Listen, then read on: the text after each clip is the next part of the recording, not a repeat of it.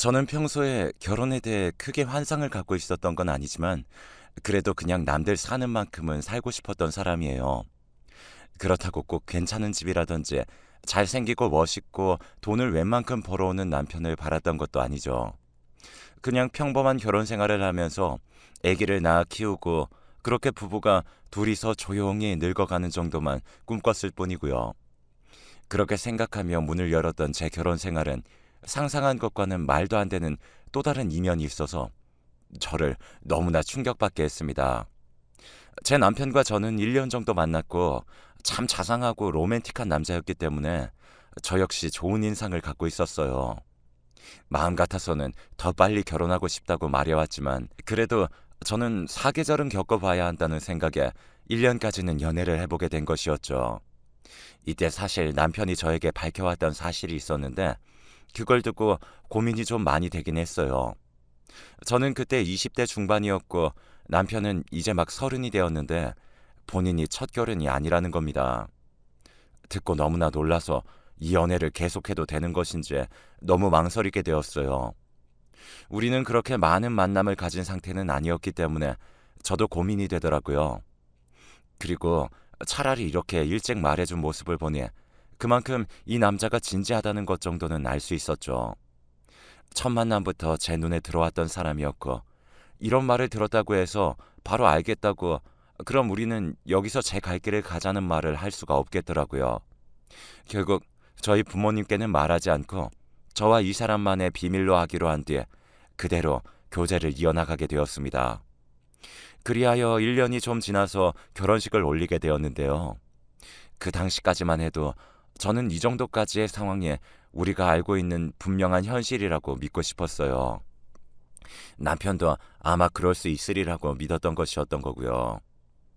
이후 그 여자가 나타나서 모든 것을 다 뒤엎고 난장판을 쳐놓기 전까지는 말입니다.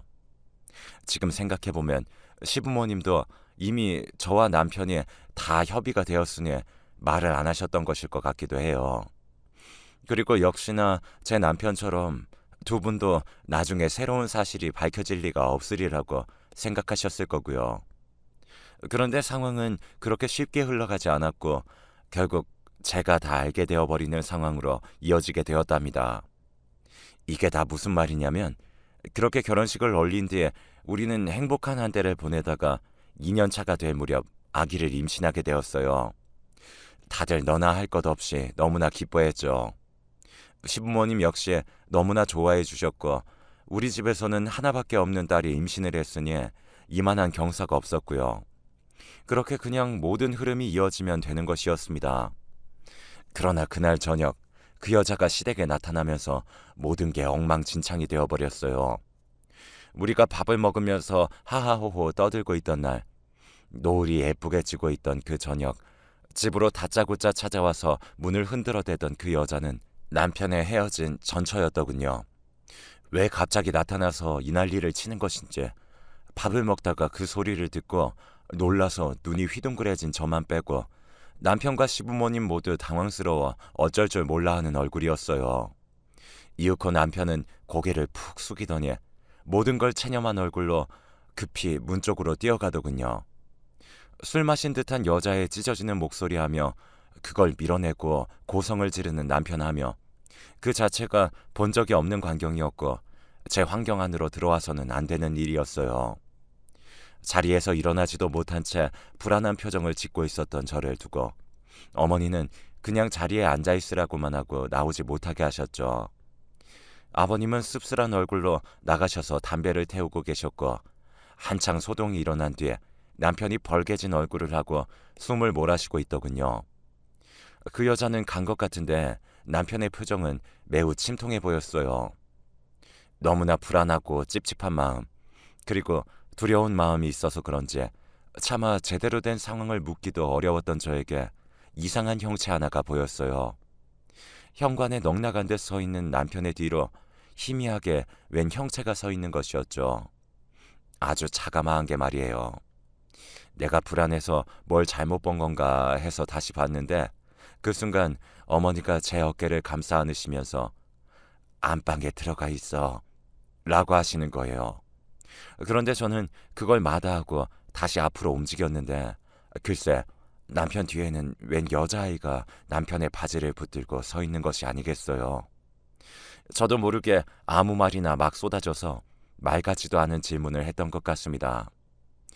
여보, 그 애는 누구예요? 웬 애예요?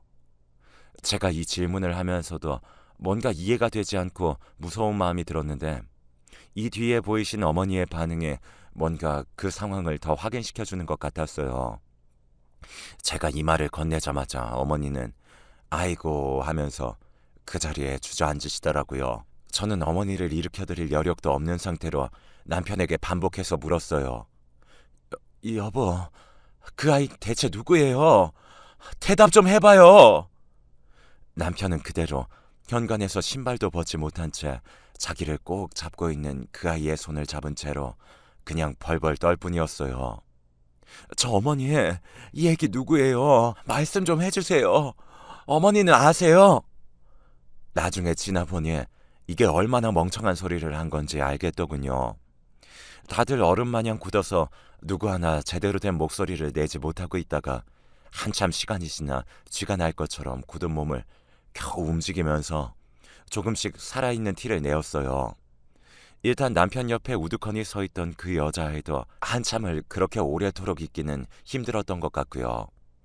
결국 천천히 몸을 움직여 신발을 벗은 남편이 여자아이의 신도 벗겨서 집 안으로 데리고 힘없이 들어오더군요.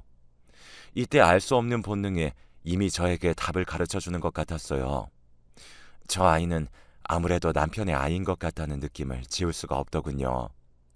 쓰러져서 눈물만 말없이 흘리고 계신 어머니며 남편의 비통한 얼굴이며 똑같이 저를 보고 겁에 질려 눈물을 머금고 있는 저 아이며 다 저만 빼고 알고 있는 듯 했어요. 몇 분 더 지나 자리에 앉아서 남편이 겨우 입을 열었는데 결국 제가 상상한 내용이 맞더군요. 저는 이후부터는 눈을 완전히 감고 절대 뜨지 못한 채 10여 분간 이어지는 남편의 설명을 듣기만 할 뿐이었어요. 알고 보니 이혼한 전처와의 사이에서 아이가 있었던 것입니다. 제가 알기로는 전처가 바람을 피워서 일방적으로 나가버렸고 그 후에 이혼 절차를 밟았다고 들었는데요. 아이가 있다는 사실은 전혀 확인하지 못했어요. 생각해보니 왜 그런 것에 대해 집요하게 묻지 않았을까 싶기도 하고 전처에 대해서 매우 좋지 않은 얼굴로 추억하며 대노했던 남편을 보며 당연히 이런 것과는 연관이 없다고 생각했던 것이겠죠. 이후로 며칠간을 홀로 독한 마음을 품기도 하고 나쁜 생각도 일순간 스쳐 지나가기도 하고 남편을 너무 사랑하고 있었기에 그만큼 더더욱 증오심이 들기도 하고 이러다간 절대 맨정신을 유지하기 힘들겠더군요. 그때 점점 말라가는 저를 보며 남편은 이렇다 소리도 못하고 그냥 매번 편지만 적어두고 나가면서 저에 대한 미안함과 죄책감에 대한 말을 표현할 뿐이었어요. 얼마간의 냉전을 지나 남편을 앉혀놓고 진지하게 말하게 되었는데 저도 남편의 생각을 들어보고 뭔가를 결정하던지 해야 할 것 같아 물꼬를 튼 것이었죠. 이 사람의 진심을 들어보고 아주 조금이라도 나쁜 의도가 있었다면 그냥 결혼 생활을 정리하자, 애를 혼자 낳아서 키우자 하는 생각을 갖고 말입니다. 하지만 이때 얘기를 들어보니 정말 저는 더 헷갈리게 되어 판단을 하기 힘들어졌어요. 이게 거짓말 같지는 않았던 게 그때 남편도 너무나 놀라고 경악을 금치 못하는 상태로 그 아이를 받아안게 되었거든요. 전처가 나가는 와중에 본인이 아이를 키우겠다고 일방적으로 데려가 버렸기에 본인도 그때 상처가 꽤 컸던 것 같아요.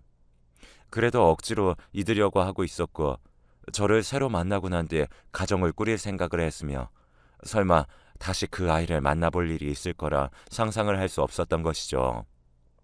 왜냐하면 아이를 데려가 버린 뒤 일방적으로 잠적해 남편을 만나주지도 않았고 아기를 보여주지도 않았던 전처였기 때문이에요.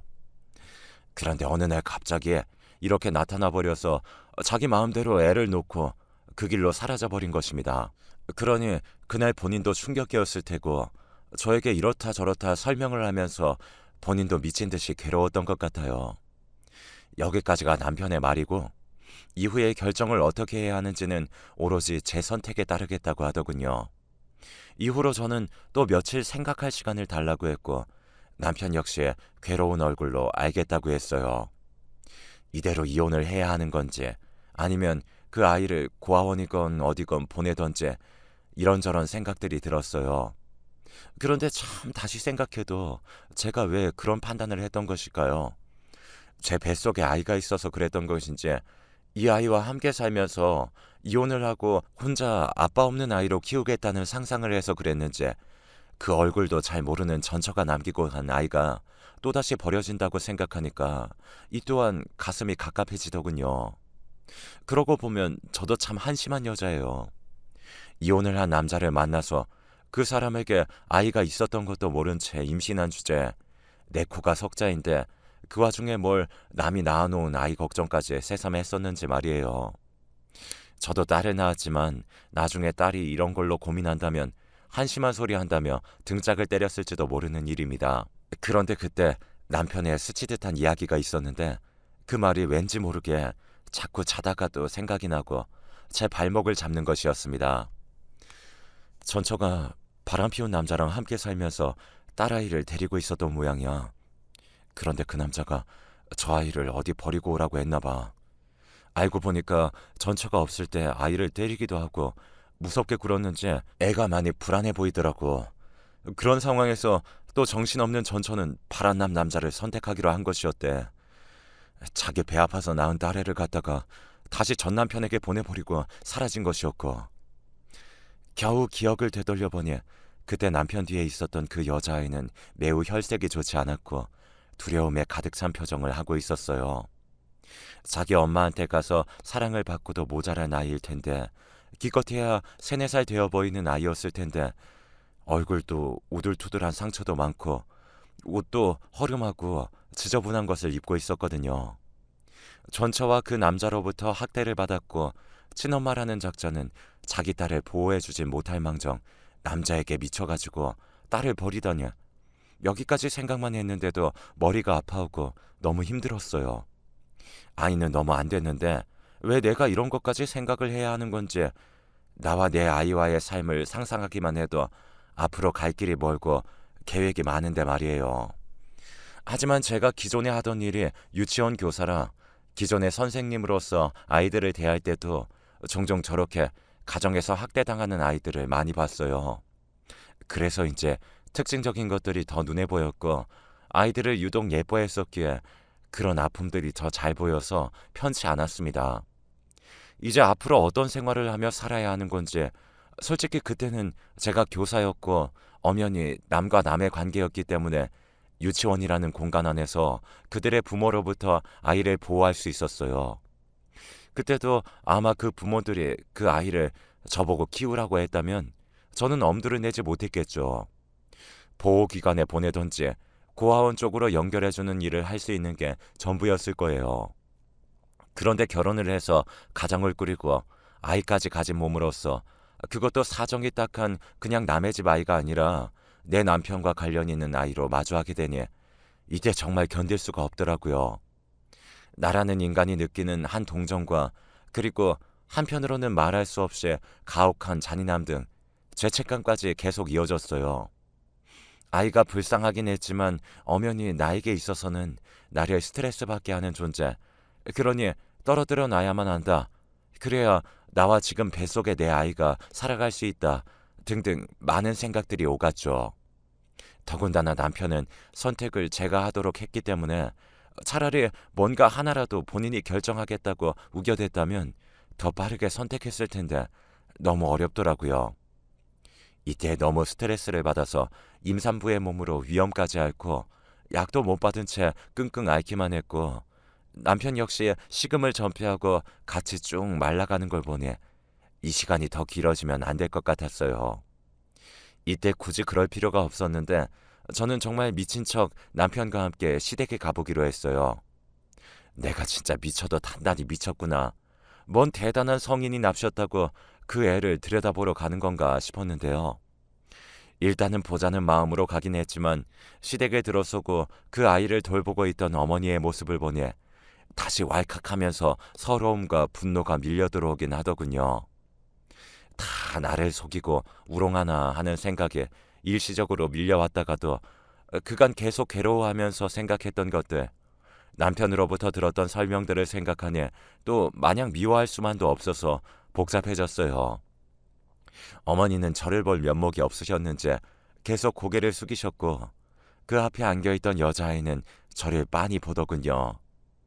처음 봤을 때보다는 혈색이 조금 나아지긴 했지만 여전히 아이가 표정도 어둡고 힘도 없어 보였어요. 일단 저는 앞으로 가 앉아서 그 아이에게 그냥 평범하게 말을 걸었어요. 제가 유치원에서 그 또래의 아이들을 대하듯 말입니다. 이름이 뭐니? 몇 살이니? 하고 말을 걸었는데 아이가 한참 뜸을 들이고 눈치를 보다가 조금씩 대답하더군요. 그러면서 잠깐 사이를 두었다가 정말 시덥지 않은 이야기들을 습관적으로 늘어놓게 되었어요. 흔히 유치원에 새로운 아이가 왔을 때 낯을 트고 정을 들이게 하려고 하는 교사로서의 행동을 하게 된 것이었죠. 아이는 그렇게 자기 이름은 희원이고 4살이라면서 떠듬떠듬 말을 떼면서 얘기를 했어요. 저는 이때 뭐라고 말해야 할지 몰라서 저를 선생님이라고 소개하게 되었답니다. 이모라고 하거나 뭐 달리 말하고 싶은 수식어가 딱히 없었기에 그냥 말이나 터보자는 생각으로 그렇게 말한 것이었죠. 그렇게 해서 그 아이를 보다 보니 나중에 제가 집에 가려고 할 때 울음을 터뜨리는 모습에 또 할 말 없이 우두커니 서 있게 되더군요. 넋나간 상태로 말을 걸었다가 끝도 없이 저에게 마음을 여는 그 아이를 보니 그냥 일어설 수가 없어서 그렇게 두어 시간 있었어요. 남편은 제 눈치를 보면서 그만 일어나자고 하고 저도 피곤했기에 가려고 하는데 가지 말라며 눈물 콧물 쏟으면서 힘없이 울어제끼는 그 아이를 보니까 왜 제 속이 다 울컥하고 뭔가 막 메스껍고 올라올 것 같은지 그때 컨디션이 나쁘기도 했지만 그냥 그 아이를 그렇게 외면하기가 힘들더군요. 일단 그날은 갔지만 저는 다음날 다시 시댁에 갔어요.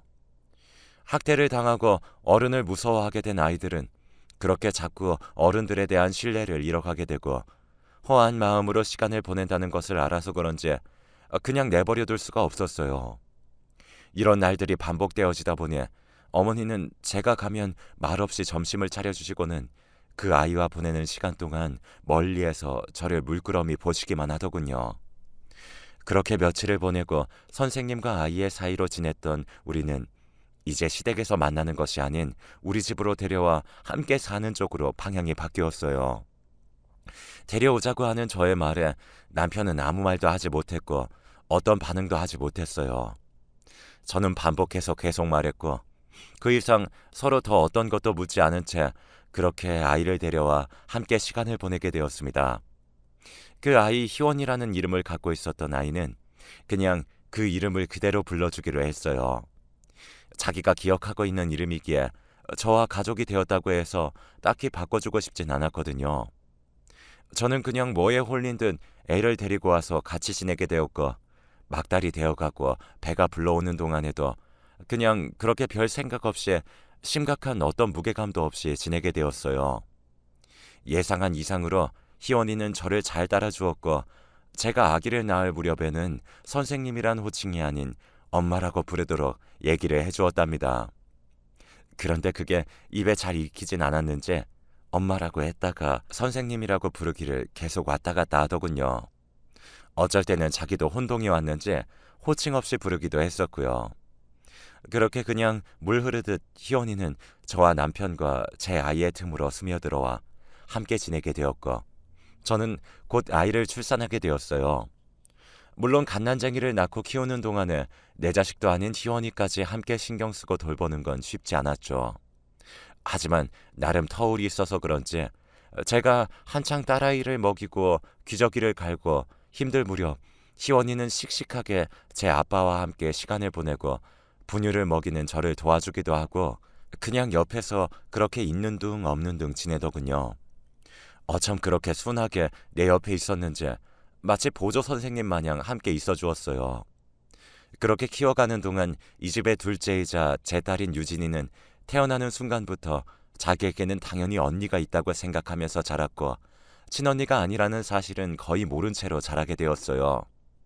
저와 남편 앞에 어떠한 제대로 된 절차도 없이 희원이는 우리 집의 큰딸로, 그리고 유진이는 둘째 딸로 이렇게 자매를 키우는 네 식구가 되어 살게 되었던 것인데요.